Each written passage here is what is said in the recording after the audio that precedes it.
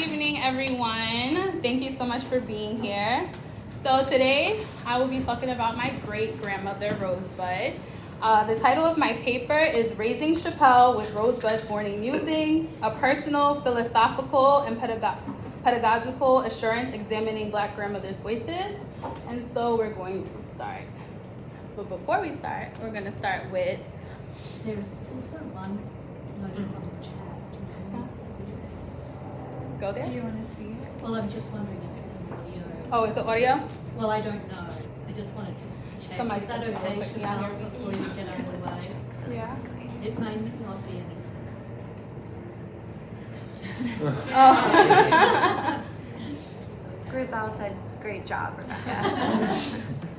Okay, so I hope everyone can hear me. I think the sound is coming across. Yeah, I don't need to hold it? Yeah, you don't Okay, need it. good. And yeah, the sound is So, perfect. So I wanted to start today with my grandmother's voice. Hi, Pally. I was just checking to see if you gotten in yet. When you get a chance, call me. Let me know you're okay.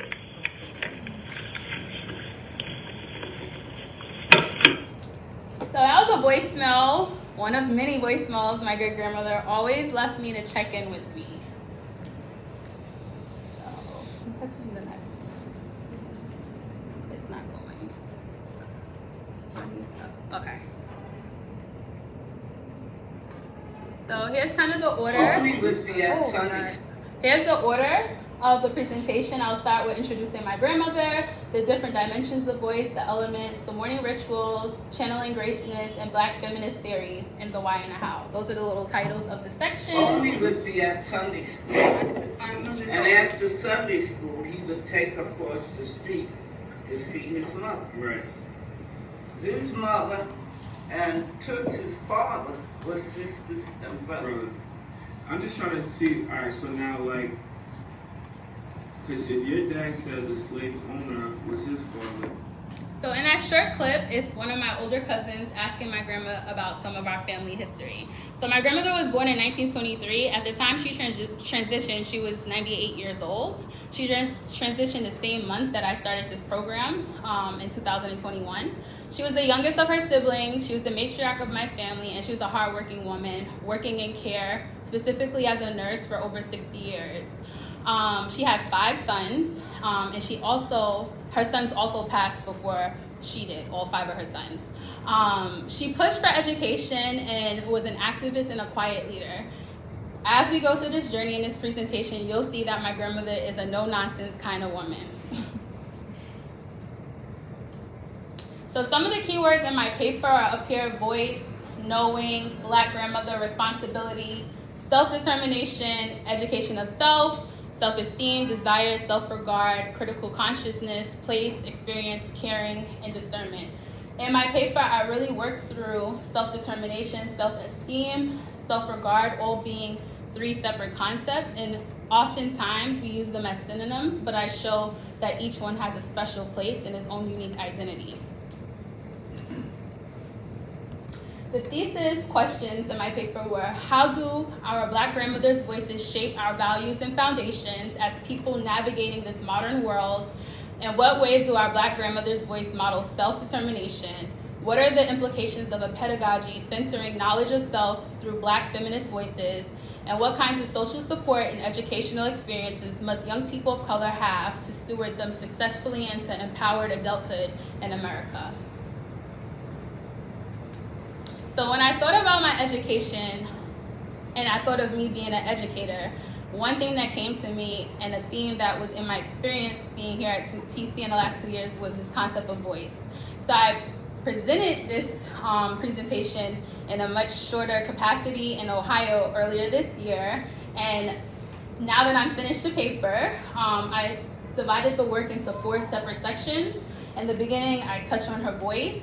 And in the second section, I touch on Native American epistemology, because those voices in epistemology are not often elevated. So it's very important for me to elevate indigenous voices in epistemology as an alternative knowledge framework.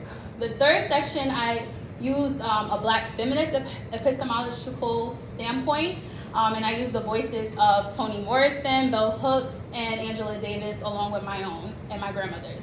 And finally, at the end of my paper, I extracted 2 vignettes that I used in the aesthetics course with Megan and Sarah, in which I had to really think about my experience living in my great-grandmother's house and how that informs me today as an educator and a mother and just a student in general. So that's how I divided the paper up. So the first element I would like to get to is her voice. And I talk about the physicality, the security, the stability, and how she always left me with some kind of affirmation. Throughout the paper, I have this repetition of God, brains, and manners, because that's something that she said to me literally every morning when I got ready to go to school.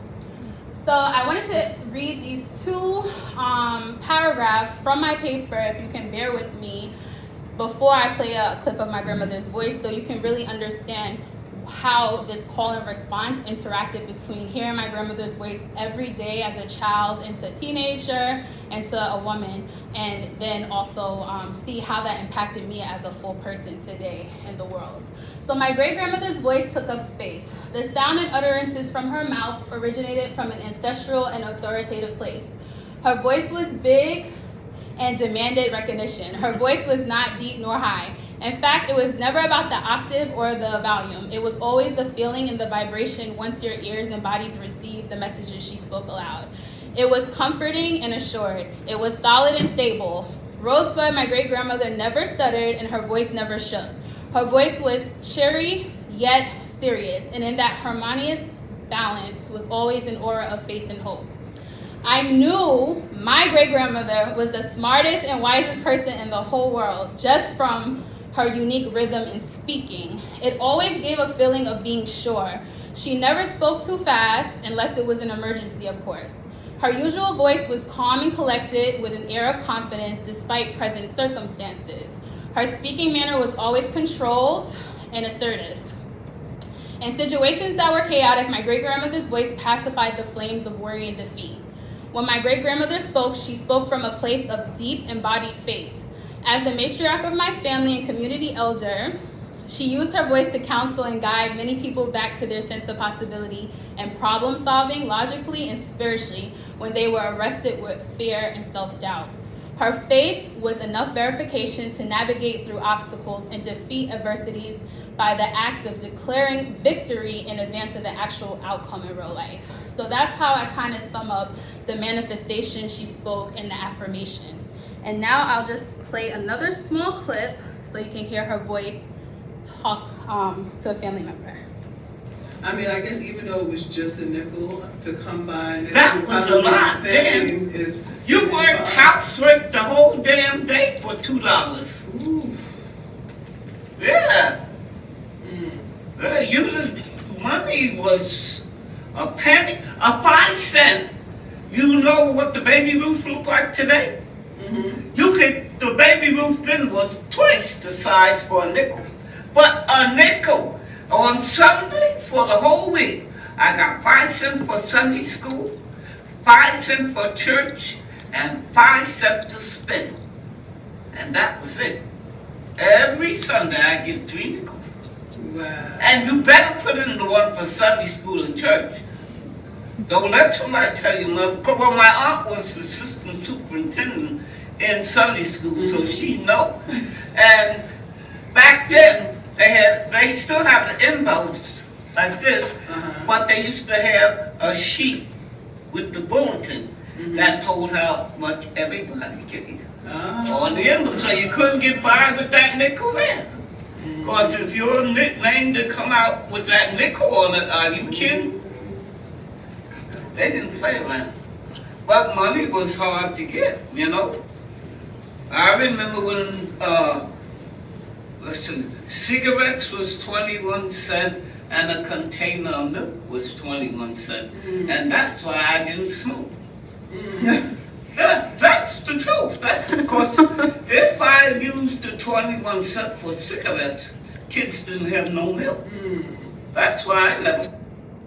So in that short clip, clip, you got to see this embodiment of God, brains, and manners, because my grandmother was very big on faith and giving back to God. You also got to see how she felt about education and making wise decisions. And she was very big on family. She didn't deal with stress by thinking about herself and smoking cigarettes or having any vices. She always put her family above all. So I had this kind of voice in the way you heard it, and I had this kind of role model to fashion myself after growing up. Every morning, my grandmother always made sure to meet me with, Pelly, it's time to get up, let's get ready, let's get started. So she made me oatmeal or eggs or pancakes or whatever. Every day when I rose, I had this call and response of my grandmother's voice and some type of caring action that she did. So she always ironed my clothes before I left school. She always made me something hot to eat, and she always affirms me before I left to go to whatever seat it was from K through 12 in New York City public schools. So this kind of ritual, and this is why you see the water and the picture here, this kind of ritual really elevated the experience that I had in my education as a public school student. So I buried my grandmother in 2021, and because of this kind of voice that carried me all the way to adulthood, all the way as a mother, as a scholar, I was able to really define the type of experiences I was going to have here in TC throughout trauma, throughout pain, and I also gained a greater responsibility as an educator with all the things my grandmother left in my consciousness as I still navigated life without her. So I talk about that in the paper, and then I also take that, like I said in part 3, and I use that alongside Toni Morrison, Angela Davis, and Bell Hooks. However, these other voices also are very impactful in my consciousness, these other Black feminist voices. So I talk a lot about specifically Toni Morrison, Angela Davis, and Bell Hooks because I had a certain amount of space. But all of these voices were very critical in the shaping of what kind of educator I would be. So Black sisterhood, I had this slide because Toni Morrison and Angela Davis had a particular sisterhood, and my grandmother and I, despite our 68-year age gap, we also had a sisterhood. I shared with some of my cohorts that my grandmother was accepted to NYU in 1942 as like one of 5 African-American people. However, she didn't go because she was pregnant and she chose family. So when I got my college degree, the joke was that we finally got our degree together. And this is a voice that kind of bounces back and forth between Black women to help us continue to break through controlling images and stereotypes that exist in the world. So I learned a great deal about myself by listening to my grandmother at an early age.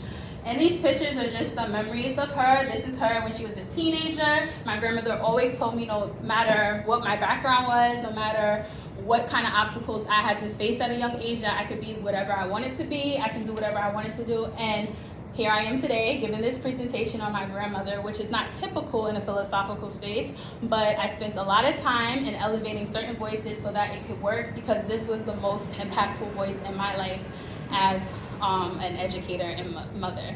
So these are just a few pictures of her. And I want to leave you all with a thanks, because it's very important in my culture to thank God, thank my family, specifically my Uncle Abdul, who passed and now is an ancestor, my great-grandmother Rosebud, my grandmothers Ramona and Roslyn, the spirits of my ancestor, my mother, who's in that picture with my grandmother, we're going like this, and my daughter, who I'm holding here, Sejali. All my supportive friends, professors, mentors, and colleagues, y'all are a blessing to me, and much gratitude to getting me to this point. Bake a man, bake a baby, a cake, quick as you can. You roll it, and put it in the pan. A patty cake, a bake a man. How's that? Now you want to sit up, right? But your feet are cold. Thank you, y'all.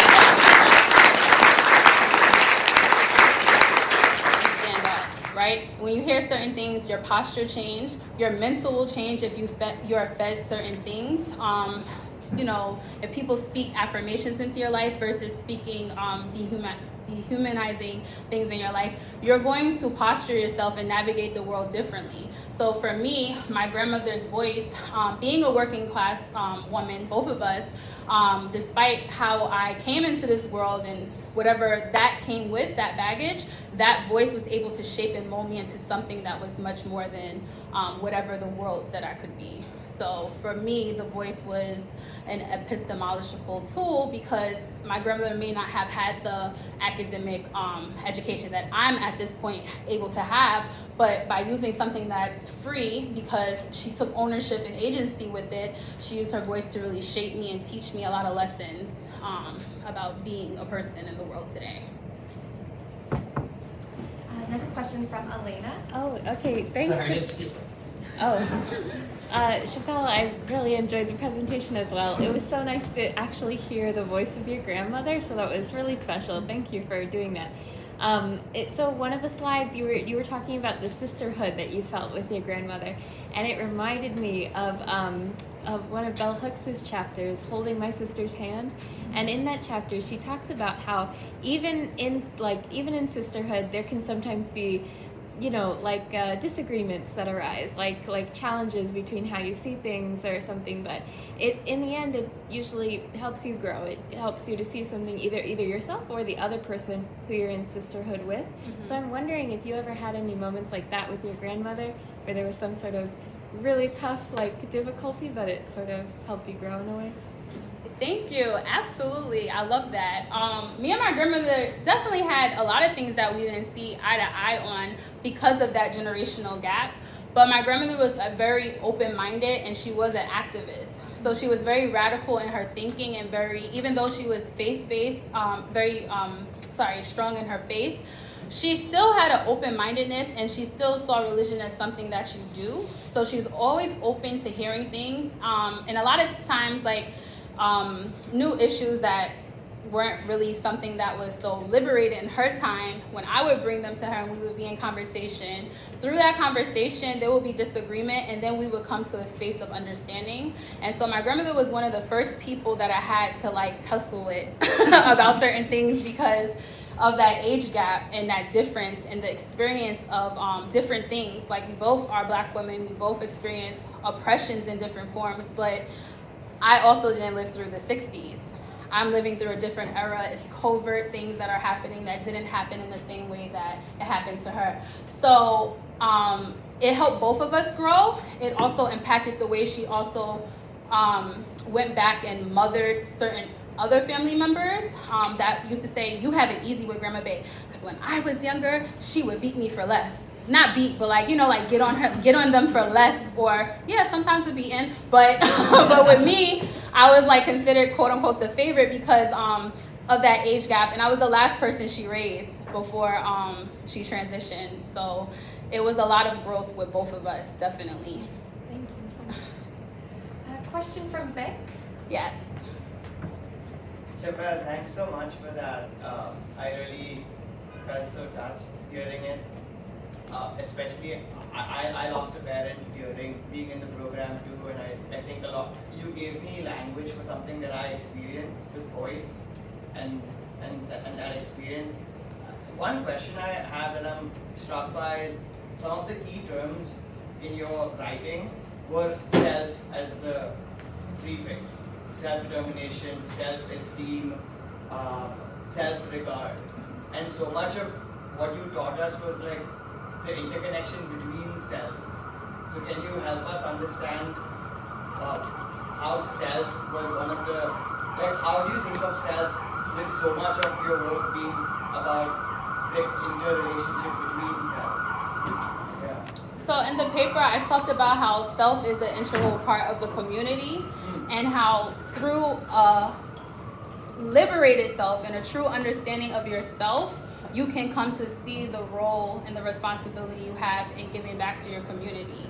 That's something that can't be imposed by others, and that's why I elevated Native American voices and how they do procedural knowledge to really bring people into the community as responsible community members. So there is a sense of risk, there is a sense of quote unquote danger when you're coming to yourself and you're understanding yourself. So with my grandmother, I didn't have time to really have low self-esteem, which you all see. I don't have low self-esteem because my grandmother kind of already went through an experience. So when she spoke to me, myself, even though I was free to make certain decisions, I had a certain voice telling me, I'm worth this, I'm worth that, you're better than that, you're better than this, and you have a responsibility to your family and to yourself. When I became a mother, it was even more of like what I have to do. So the focus was always on me, but directly related to how I'm very important for everyone else, for not only my ancestors, but also my descendants.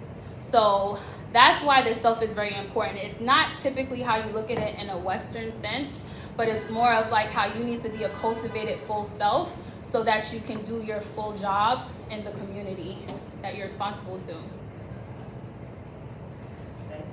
All right, we have a few questions, and these will be no answer questions. So the first will come from Max.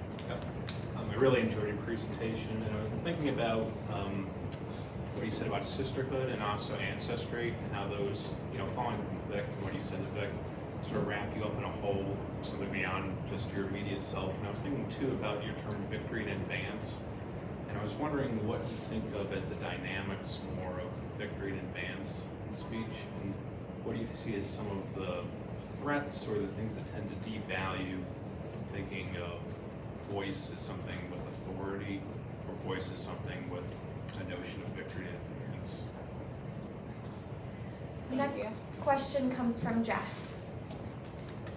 You answered my question. I just wanted to know more of like where you're taking this next, and also about the self and your role as the pillar now. So thank you so much. Another question from Megan. Yeah, and just to note the question on the chat too, but Shapel, congratulations. When you read that second paragraph in which you described your great-grandmother's voice, I heard a description of what I thought to be your voice in courses and in the program. And so it strikes me that there's a real inheritance there, that you've inherited so much from your grandmother. And we're so grateful for it in the context of the program. It's like we're sort of touching her, but through you. So, and my question, listening to your grandmother, the exchange between your grandmother and the family member, it seemed to me that she was telling stories that enabled you to connect to her youth and also keep alive those stories. And so I wondered about the role of storytelling in this focus on voice and an oral tradition. And I was wondering how you think about the stories that you tell your daughter about her and just the continuity there in history. Thank you. Thank you. And I'll read Lauren's question, then we have one more question from Emmy. So Lauren asks in the chat, she says, thank you, Shapel. I really enjoyed hearing your presentation. I'm wondering if you could speak more to the kind of knowledge you now have or what you carry with you so aesthetically as an educator. When learning is so integrated, it's interesting to think about inheritance and what you pass on now to your students. Did you realize something new about yourself in this work? And a final question from Emmy. Sorry, I came in late. Thank you so much, Shapel. That was really, really beautiful. Love just how much you've honored your grandmother here. And I guess my question is around, I love what you talked about with voice, and I'm thinking about just this question about whether or not this is something that can be taught, or is it claimed, is it cultivated? It's this sense of cultivation, right, of bringing it up from within, and something that maybe you're kind of born with in a certain way.